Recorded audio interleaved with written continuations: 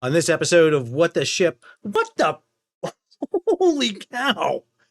That is the fireball that the crew on board W Sapphire saw outbound from Baltimore the other day when hold number 2 detonated, exploded, blew the hatch covers off.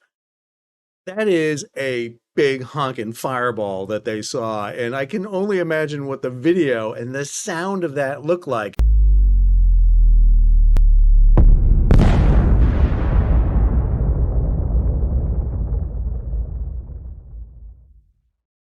Hey guys, I'm gonna just jump in here at the beginning and preface this. This is probably gonna get a lot of new viewers, so this channel is dedicated to posting the craziest content when it comes to wrecks, rollovers, recoveries.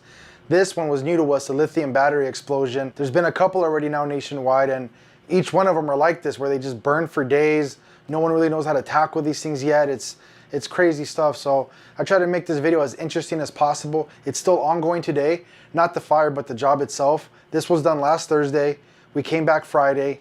We came back Saturday to actually upright the thing at the fire station lot, and yesterday they rented our telehandler to start pulling stuff out of it. So an electric boat explodes while charging, debris flying over 40 feet across the canal, and yes, even lithium iron phosphate batteries can go into thermal runaway. You found Stashed. I'm Pat, firefighter, mechanical engineer, and battery guy.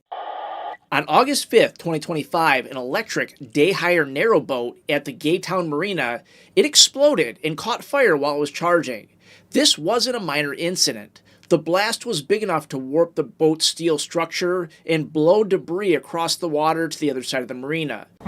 What exactly happened here? Well, several hours ago, there was a call to the Heathrow Airport fire response, and it came as a 787 was on fire, literally parked directly next to the fire department. So what was found was that there was a fire on board a 787 just above the last set of doors on the aircraft, so right in the very back of the cabin. The photos that we've seen thus far show the aircraft damaged just right in front of the main tail fin.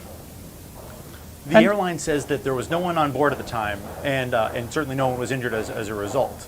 But we're still collecting preliminary information here. Now, John, what I understand is that Dreamliners have had problems in the past that have been associated with the lithium batteries, but this fire was nowhere near where those batteries are typically located on a Dreamliner. Exactly, and the one thing that early investigators are going to be looking at really on is what may have. A thick black column of smoke fills the sky. Another massive blaze fueled by batteries. Another long, exhausting day for local fire crews. Another massive fire, this time in Gdansk, Poland, sent a thick black cloud of smoke over the city, drawing attention to a growing problem. Large stockpiles of lithium-ion batteries concentrated in a single location. The fire broke out inside a historic train repair hall, but what made this especially dangerous was what was being stored inside. At the time, the building housed right around 1,500 Mevo City bikes, with approximately 1,300 of those bikes being electric. It's also reported that there were over 1,000 spare batteries inside.